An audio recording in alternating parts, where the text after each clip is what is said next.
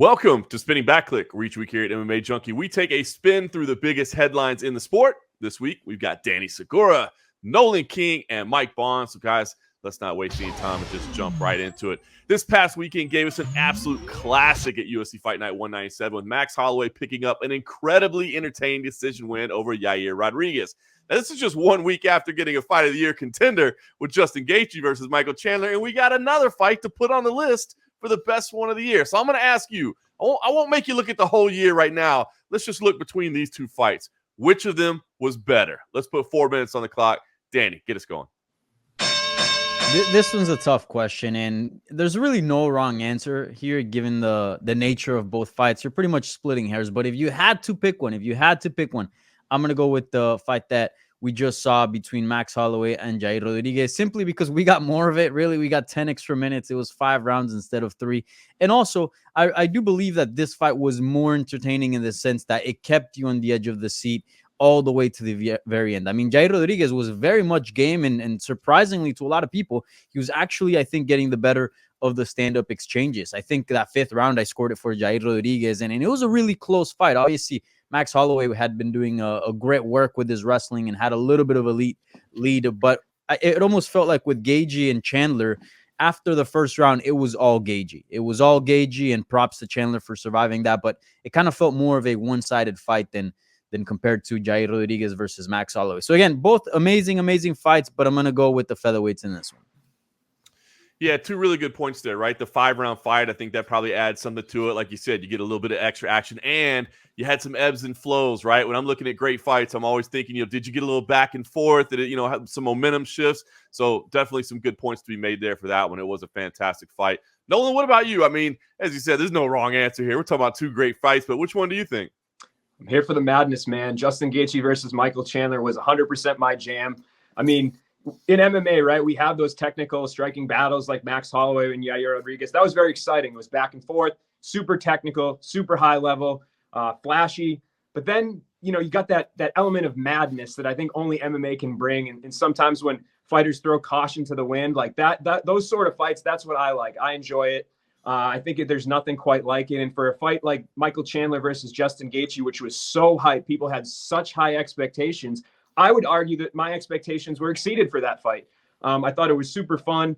It was, every time you thought somebody was starting to get the better of the other person, there was an exchange, and the opposite person you expected got hurt. So, I agree with Danny. The 5 rounds was great with Yair and Max. Super technical, super high level. But for me, I'm here for the all-action brawl, the war, the stuff that MMA can, be the only sport to really provide us when it comes to those type of fights. And 2 absolutely generationally exciting fighters going at it like that. I wish we had 2 more rounds, but I think that it'll be hard for that fight not to be my fight of the year at the end of this one. Yeah, some great points as well there, right? I mean, just the chaos of that fight was something to behold. And, as you said, sometimes there's just something to be said for rock'em sock'em robots, right? 2 dudes just standing in the pocket going nuts at each other. It's crazy. Mike, what do you think? You lean one way or the other? It's a tough one. Like Danny said at the beginning, it is splitting hairs here. It just really comes down to personal preference. I'm a little biased towards Gaethje and Chandler because I had the honor of being cage side for that fight. I was actually in the arena, with the crowd. It kind of brings a whole different viewing experience and intensity to something like that. So that kind of has a special place in my heart. Those 2 guys packed a hell of a lot of living into 15 minutes there. It was just absolutely bonkers. But Max Holloway, Yair Rodriguez, I think was a little more of a high-level chess match within some of the moments that we got with Gaethje and Chandler in terms of it being like a brawl and kind of throwing technique out the window. So to me, it's really 2 awesome fights. They both really brought their own elements, arguably title eliminators, both fights in their own right. So to me, like, you can't really have a wrong answer here. It's just your matter of preference. If you just want to, like you said, rock'em sock'em robots, or if you want a little bit more well-roundedness to the fight. Of course, we had submission attempts and reversals and takedowns and stuff in the Holloway fight. So to me, they're both amazing, both going to be on the short list, but I guess I give the edge to Gaethje Chandler just because I was there cage side for it. Yeah, Danny, I think you hit it right off the top. There's just no wrong answer, right? Those were 2 phenomenal fights, and I guess what we can really say is all 4 of those guys just deserve all the thanks from MMA fans because those were some absolutely epic battles, and to have them in consecutive weeks, man, how spoiled are we? Well, guys, after that incredible performance from Max Holloway, Bless offered up a number of options for his next move. Now, a third fight with Alexander Volkanovski seems to be one of those options, and title fights are always good, of course, but he also mentioned the idea of maybe moving up to lightweight. He's talked about Conor McGregor, and seems like Conor McGregor and Max are kind of working together to angle for a little rematch of their 2013 meeting. So out of these options, or maybe something different, what intrigues you the most? There's a lot of things that Max can do. He's definitely in demand. So let's put 4 minutes on the clock. Nolan, get us started.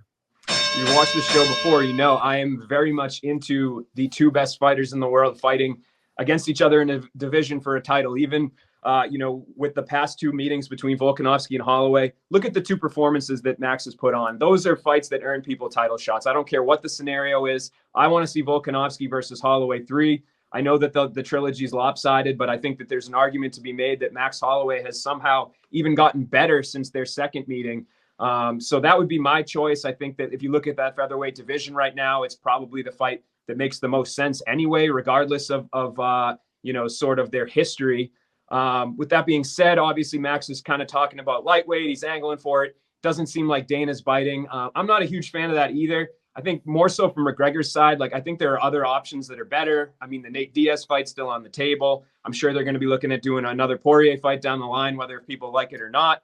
So for me, I'd like to see Max stick at 145 where he's been his best. He's tried lightweight against Dustin Poirier, and I just thought, I don't know. I don't really want to see him go back up. I want to see him stick at 45. There's a fight that sells itself. Two of the best in the world going at it. That's what I want to see. Yeah, that 155 experiment, he seemed a little bit undersized. Who knows if things have changed in the time since. But it's interesting, right? Because we don't usually see that third title fight when a guy is 0-2 against a champ. But the fights have been so close, I see why a lot of people might want to see it again. Mike, what say you? Is that the one to make right now? It is. We've been in this instance many times before. It's kind of the old Rich Franklin rule from back in the day with Anderson Silva after he had his two losses. And we've seen many instances of this happen before. And I think if you're ever going to pull the trigger and do a part 3 when one guy has 2 wins over the other, this is the situation that requires it and needs it. I mean, if you're Alexander Volkanovski, I know you probably don't want the thorn in your side that is Max Holloway anymore, but look around the division. Who else makes more sense for him? He is a champion now. He gets a cut of the pay-per-view. He's someone who wants the big fights and the big paydays. And there's just no one else in this division right now that's going to give him all of that better than Max Holloway. Sure, it's probably the hardest fight as well on top of all those things, but it's the one that's going to do the most for his career. If Volkanovski can beat Holloway again, a third time, I think this discussion, if you want to say Jose Aldo, if you want to say Max Holloway is the featherweight GOAT, I think they're knocked off, and it's probably Alexander Volkanovski at that point. So huge upside for him there and being able to even enhance his legacy even more. And Max Holloway, I mean, he is obviously one of the best pound for pound fighters in this entire sport. You can't go around saying the best is blessed and then not have that belt around your shoulder. Eventually, he needs to get it back on him. He needs to be able to have that opportunity to get that title back. And I think for me, this is just a very perfect time to do a third fight when we don't get this situation very often. Yeah, listen, I've said it before and I'll say it again. I think you got to give kudos to Volkanovski for being willing to take the fight again, right? Most people might say, I beat that guy twice, I'm done with him. He's willing to take it. Danny, it seems like it's the next logical fight, but is there one that intrigues you more? Is there a different matchup that kind of piques your curiosity a little bit more? I agree with Mike and Nolan here in the sense that, the title shot should be next. And this is one of the very few occasions where usually in MMA, just trilogies happen, right? That's it. In boxing, we get sometimes those 5-fight rivalries, and maybe this one can lend itself for us, especially if Max Holloway wins. So I'd definitely like to see it. However, I do think that 155, a move up to 155 is very interesting and not a bad option at all. And if you're asking me, where's the biggest reward? In my opinion, is 155. Sure, gaining the belt that you already had is certainly good. Being a champion, again, is very good. But the biggest matchups are at 155. Conor McGregor, a rematch with Dustin Poirier, Justin Gaethje. He has a win over Charles Oliveira, who's the current 155-pound champion. So if it's about legacy, if it's about paychecks, if it's about going, go big or go home, a move to 155 and fighting those guys there, I think is very intriguing and certainly would add to Max Holloway's legacy. It's an interesting position because I think you're absolutely right about that. I mean, the belt means something, right? This bout with Volkanovski means something, but he's got a lot of options on the table. I'd say this, Max Holloway's in a good position right now, man. He's got a lot of options available for him. So Guys, Bellator was also in action this past weekend with Chris Cyborg dominating Sinead Kavanagh in the main event. But I want to focus on Aaron Pico instead, who now has 5 straight wins and seems to be making real progress in this rebuilding project that he's a part of. So with that fantastic performance on Friday night, I wonder, as we head into 2022, will this be the year that Pico finally claims a belt that at one point seemed like it was an absolute automatic for him? Let's put 4 minutes on the clock. Mike, get us started. Will he get it? It's tough to say. I mean, just obviously there's a unique dynamic going on here. The fact that he is a former teammate, training partner, and a close friend of the featherweight champion, AJ McKee, who we don't know 100% his plans right now. What does Bellator have in store for AJ McKee, who also is kind of in the middle of a contract situation? I know by winning the belt, he got extended a few fights with this championship clause. How is he going to look to fight those out? Is he going to want to be a free agent? Does he want to take a high-risk fight like Pico? Does he leave and Pico fights for the vacant belt? There's a lot of elements going on here just in terms of timing, but if you kind of just assume all the guys in the division are going to be there and it's going to play out as it does, I think Pico does have a little more work to do. I think he's obviously been on a very nice run here, but he hasn't beaten one of the elite contenders in this featherweight division. He needs that. So we're looking at least one fight. You know, we have a title defense from McKee. Maybe they get a fight happening like later in the year, but I'm just not really sure if the wheels are going to go in motion perfectly for this. So for me, I'm going to say no. Obviously, Aaron Pico is a big name. They've done a great job rebuilding him. He's done a great job rebuilding himself. But I think right now, the timing just doesn't look good for me. If you were to say, does it happen in the next 18 months by mid-2023? I might be a little more confident, but I just don't see it happening between now and December 31st of 2022. Don't you change my question, Mike Bond. I said 2022. Now, listen, I think that is what's interesting, what you point out. We're not talking about just can he get wins or losses. We're talking about all the other things around it to work out in the timing as well. So, Danny, what do you think? Is next year the year he gets it? I don't know, because Bellator seems interested in the fight, but at the same time, if you talk to Aaron, like, he's not in a rush to fight AJ McKee. Now, he's not completely close to the idea. He told me just last week, prior to Bellator 271, that he'd be kind of down if the money's there, but just right now, that just isn't in his near future, that he would like to sort of look at that option down the line. And I agree with that. Look, Aaron Pico still very much in development, 25 years old, obviously looked great against Justin Gonzalez, and he's looking to be a more complete fighter fight by fight, but he's still just 25 years old. He's, barely 10 fights into his career. I believe that was his 12th or 11th at Bellator 271. So I'd like for him to get a little bit more experience. Let's not forget AJ McKee, before he got his first shot at the title, he was 17-0. Pico's only 9-3, I believe. So give him more time to develop, have him fight in some main events, ease it down, get some 5-round experience before going into a title fight. So I think maybe 2023 or maybe closer to 2024 would be an ideal situation once we got a more complete product here. But Pico's definitely well on its way, and we'll see how things pan out. But if you're asking me, I'd love to see Pico get a little bit more of development here. Amazing to remember how young he still is, man, and what he's already accomplished. Nolan, nobody more entrenched in Bellator than you. What do you think? Is this going to be the year for Aaron Pico? Well, I think these guys touched on it. Timing's not really on his side.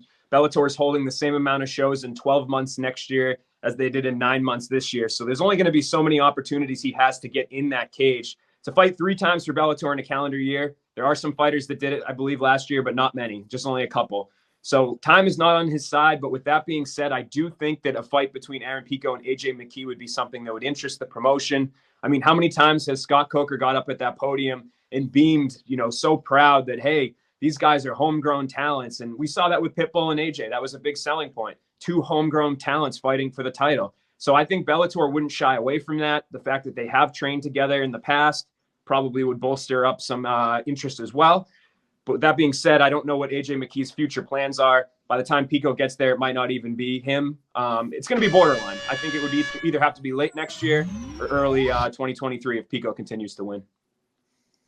He definitely seems to be moving in the right direction, that's for sure. I think it's just going to all, as you guys touched on, depend on how this timeline plays out with everything that's happening around him. And if they can convince Pico and McKee to fight at some point, we'll see if that plays out. I know that they've kind of both said they don't really want to, but you break out the paychecks and maybe opinions change.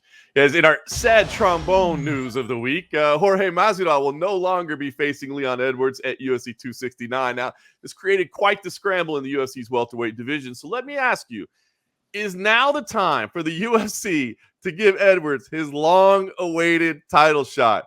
And if so, where does that leave Masvidal? I mean, there's a lot of questions to answer here. So how does this whole thing play out? Let's put 4 minutes on the clock. Danny, kick it off. Oh, the fact that we're still asking if Leon Edwards should be getting the next title shot. I feel like we've been having this conversation forever. It's ridiculous. At this point, give the man his damn title shot. It is time. I mean, how many more years are we going to be talking about Leon Edwards? Has he done enough? Is he going to get the next title shot? I mean, at this point, it's unhealthy for the division, really.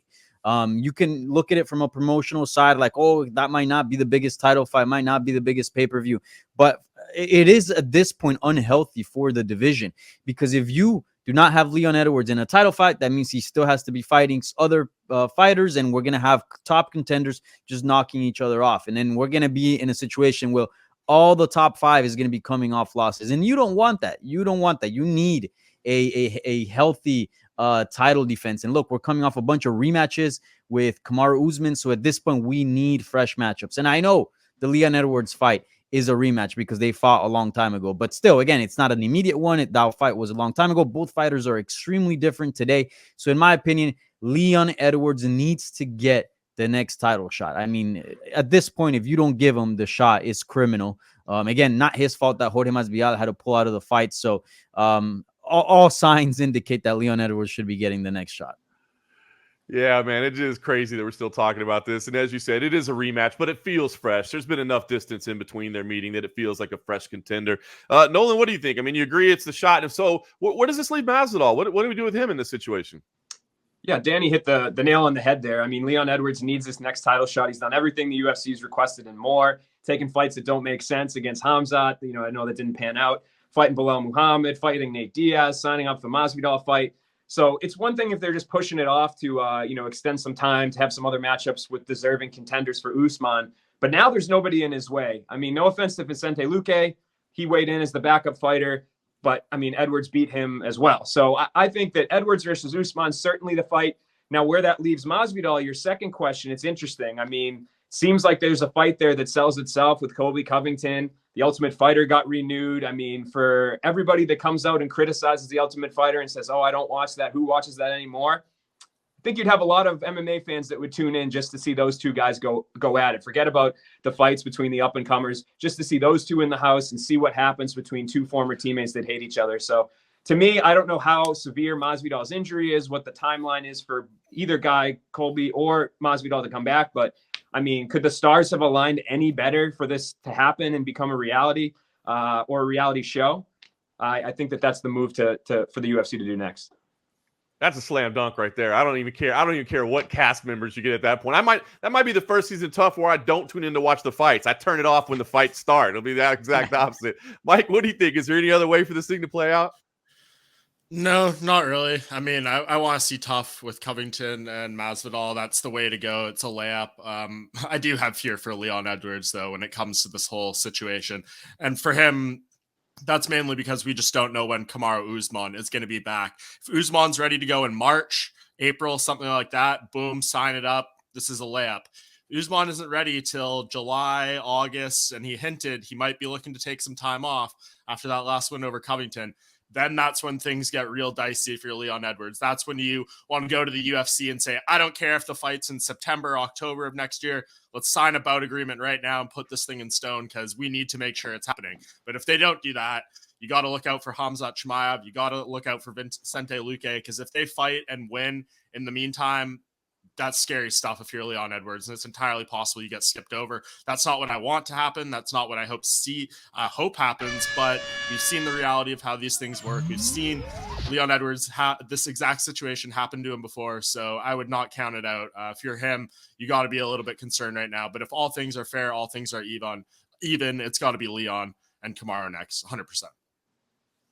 I hate that you're laying out completely realistic scenarios for how he could not get a title shot. I mean, it sucks. I mean, he could go out there and lose against another top contender. He could sit around and wait and it not work out with scheduling. Somebody could get hurt.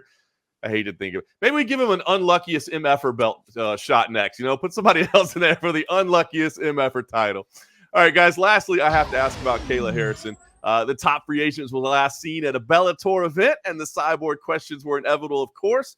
UFC President Dana White hasn't really seemed too keen on signing her, but maybe that's a little negotiating tactic, trying to lessen the value behind the scenes. Who knows? She's also the biggest star the PFL has on the roster, so you'd think that they'd probably want to keep her as well.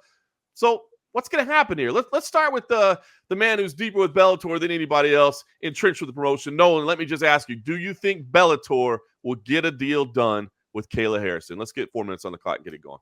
It's always tough to know how much of the stuff out in the public is, reflective of what goes behind the scenes as well. And obviously Kayla was a big part of the Bellator broadcast.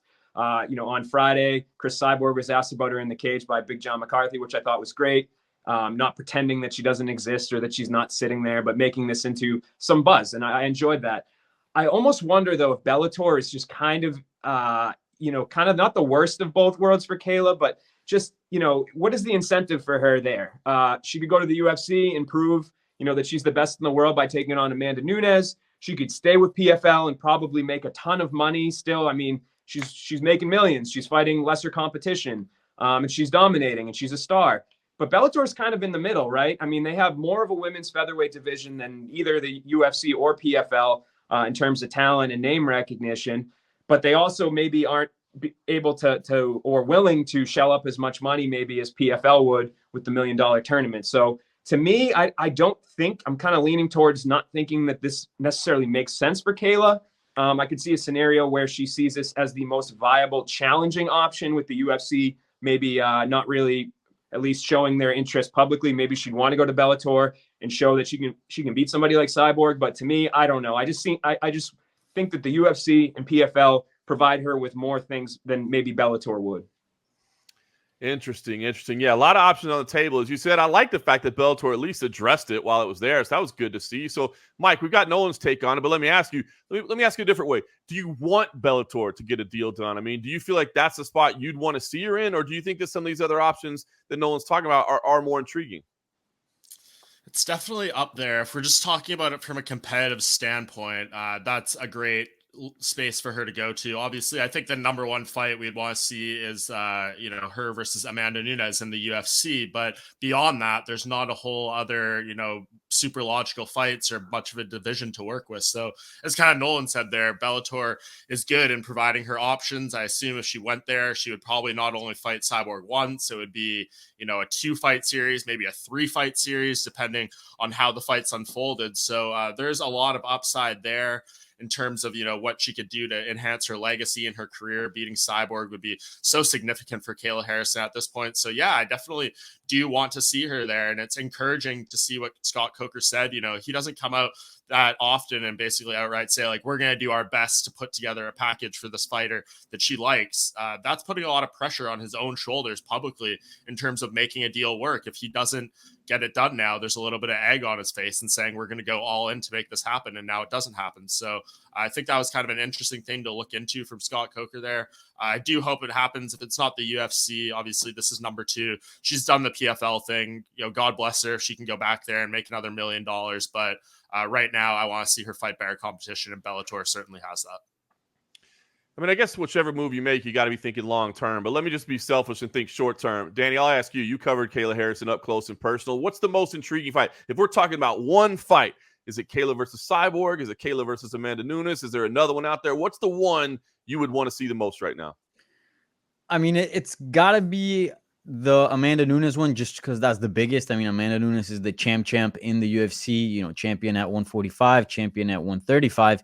So that probably is the biggest fight. But I think, in terms of legacy, I don't think Cyborg is too far off, given the fact that I do think Cyborg is the greatest women's featherweight of all time. Yes, Amanda Nunes has a win over her, but if we're talking about achievement and just what's been accomplished at 145 pounds, Nunes hasn't done a whole lot besides beating Cyborg and maybe defended the belt a few times, whereas Cyborg has conquered, that division for years, 4 major belts, right? Invicta FC, Strikeforce, UFC, and now Bellator. So I think, in that regard, Kayla Harrison is going to stick at 145. I don't see her ever fighting at 135. So in that sense, beating the featherweight GOAT in Chris Cyborg would certainly be nice. But as far as selling tickets, as far as attention, obviously Amanda Nunes is the one. All right, we didn't even pay attention to the clock there, but that's fine. We're talking about Kayla Harrison. That's good. That's an interesting point.